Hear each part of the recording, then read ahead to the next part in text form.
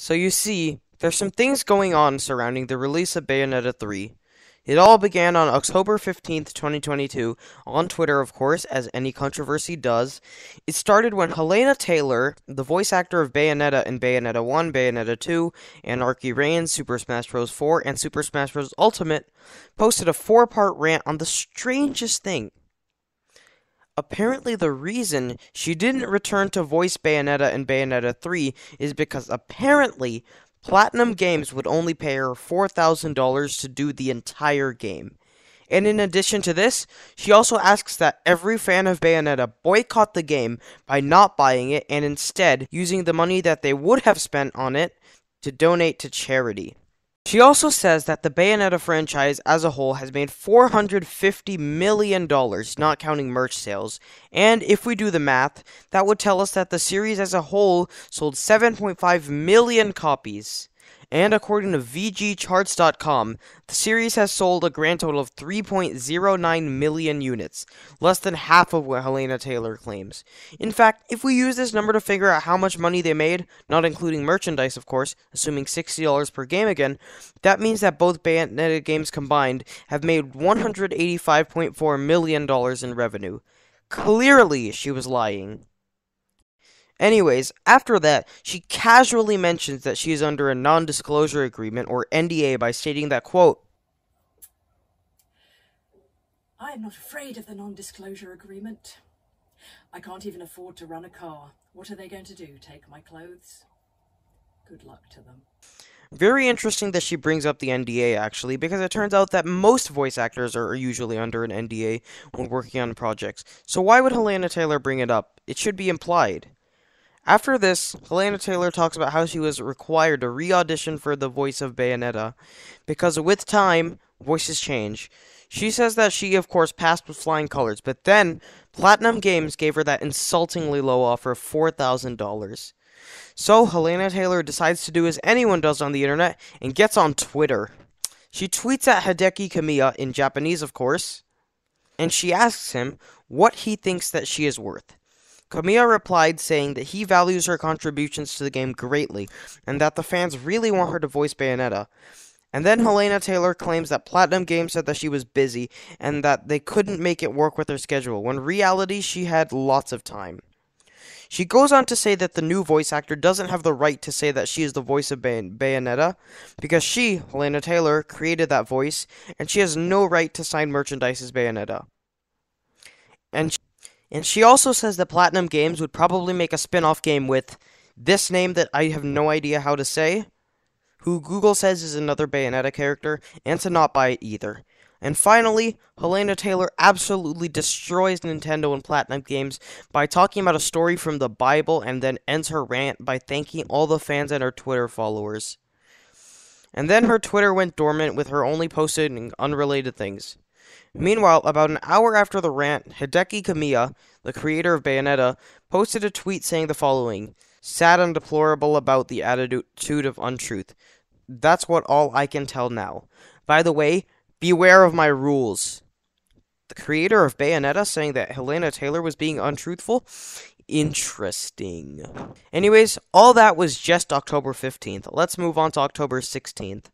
So at roughly 8:47 a.m. UTC, or 3:43 a.m. EST, Hideki Kamiya's Twitter account was deactivated. The true reason for this is unknown, but there are two possibilities.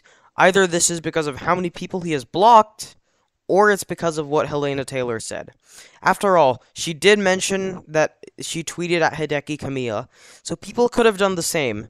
That's everything of note that happened on October 16th, but in the meanwhile, the news spread like wildfire. Articles were being written, and Reddit posts were being made.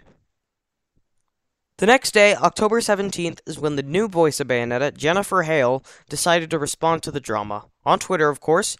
That place is like the no man's land of the internet.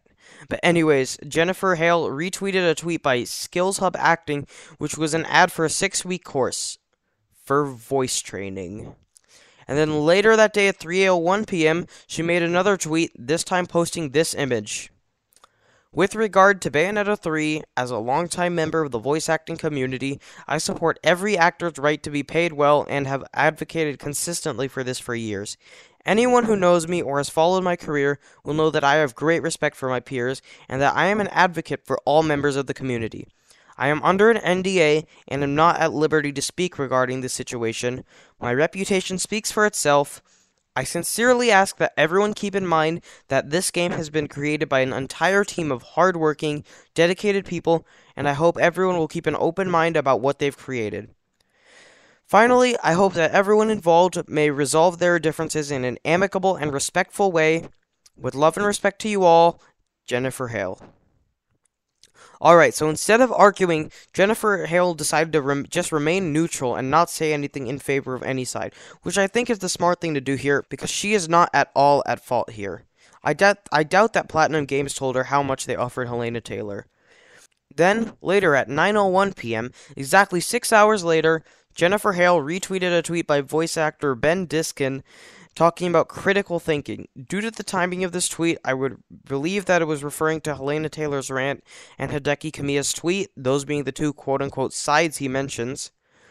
Also, Hideki Kamiya's Twitter page went back online, and also by this point, Helena Taylor's older tweets had resurfaced, and it turned out that she supported Blue Lives Matter and transphobes, and people started wondering if maybe that's why Platinum Games lowballed her. This is when people started getting iffy about rallying behind Helena Taylor. October 18th was a big day, as it was the first day to not be full of arguing, as it was when we got our first dose of new information. At 12:12 p.m. EST, Jason Schreier, a gaming journalist, published an article on Bloomberg. The article began like any other, just talking about everything that had happened, but at the end, the article said Bloomberg had actually reviewed the negotiations and documentation surrounding the whole thing, and found out that it turned out that there was a discrepancy in Helena Taylor's and Platinum Games' stories. Quote, Platinum Games sought to hire Taylor for at least 5 sessions, each paying $3,000 to $4,000 for 4 hours in the studio, said the people, who asked not to be identified because they aren't authorized to discuss private contract negotiations. That would make the total for the game at least $15,000. In response, they said, Taylor asked for a 6-figure sum, as well as residuals on the game. Platinum declined, and following lengthy negotiations, took auditions for a new actor. Platinum later offered Taylor a cameo in the game for the fee of 1 session, which she turned down, the people said. Alright, let's break this down before we talk about the next paragraph of this article. So first off, Google says that Bloomberg is a reliable source, so we can probably believe this. Anyways, it turns out that Helena Taylor was offered $4,000 per session, with there being 5 sessions to record all the lines in the game. Very different from her original claim of $4,000 for the entire game. Also, apparently, this is above the average pay for voice actors, so I don't know why Helena Taylor wouldn't take the deal. And second, 6 figures? You know who makes 6 figures from just voice acting? Charles Martinet. He voices Mario and Luigi in addition to many more, such as Wario, Waluigi, Donkey Kong, Metal Mario, Shadow Mario, Baby Luigi, Baby Wario, Wart, Mouser, Triclite, and Claw Grip. The Bayonetta series is not nearly as well known as the Mario franchise. Heck, Bayonetta is probably most well known for inclusion in Smash Bros., and Helena Taylor wanted that much money. Platinum Games, of course, declined her request, and after negotiations, which presumably failed, they then tried to find a new voice actor and offered Helena Taylor a cameo role, which they would pay her the price of 1 session, or $4,000, for which she, of course, turned down. This cameo matches up with Helena Taylor's claim of $4,000 for the entire game. It just seems like that she left out 99% of the details from the story. Anyways, the rest of the article says that Helena Taylor said in an email to Bloomberg that this whole thing was, quote, an absolute lie, and that Platinum Games was and said that Platinum Games was just, quote, trying to save their and the game, and that she stood by everything she said in her Twitter videos. Quote, I would like to put this whole bloody franchise behind me. Quite frankly, get on with my life in the theater. Bro, what? If you want people to trust what you're saying, then show us some proof. You've already established that you don't care about the NDA, so just show us the contract.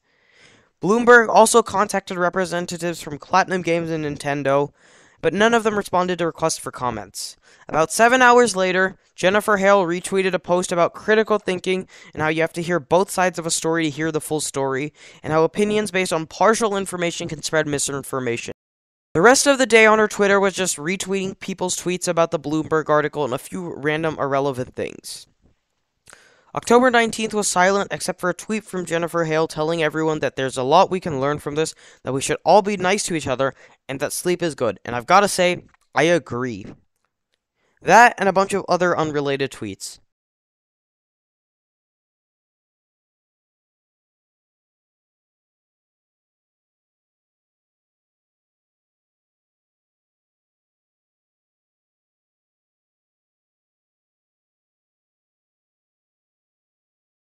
And so, after that, the drama basically ended with Jennifer Hale moving on and Helena Taylor trying to make herself seem like a good person who's in the right here and calling everyone else a liar while continuing to lie, and then everyone just stopped caring because the game released and everyone was too busy playing it. The end. Anyways, Bayonetta 3 is selling well, much faster than Bayonetta 2 in fact, so I don't think that anyone actually boycotted the game. In fact, because of all the drama, it's possible that more people decided to buy the game once they had found out about it at all. Anyways, that's all for now. I've got to go get ready for Halloween. Thanks for watching.